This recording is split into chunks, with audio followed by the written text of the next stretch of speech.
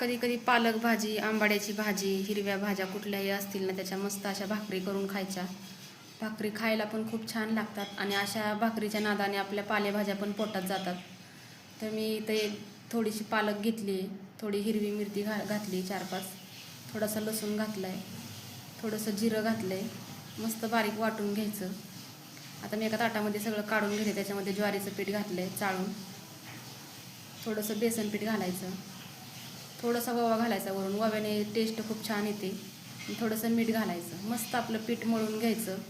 त्याच्यात जेवढं बसेल तेवढं ज्वारीचं पीठ घालायचं. पीठ जरा पातळ होतं म्हणून परत ज्वारीचं पीठ घेतलं. मस्त पीठ मिक्स करून मळून घ्यायचं. त्याच्या आपल्या 2-3 भाकरी होतील, पण मी आता एक भाकरी करून दाखवते तुम्हाला. हे बघा, मस्त आपली अशी भाकरी करून घ्यायची, अशी थापून घ्यायची. मस्त मस्त आपली भाकरी तयार झाली.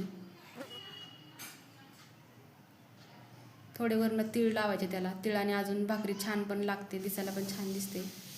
मुलांनी अशी कोरडी जरी खाल्ली तरी खूप छान लागते. त्याच्यात लसूण आणि हिरवी मिरची घातली ना, टेस्ट खूप छान लागते.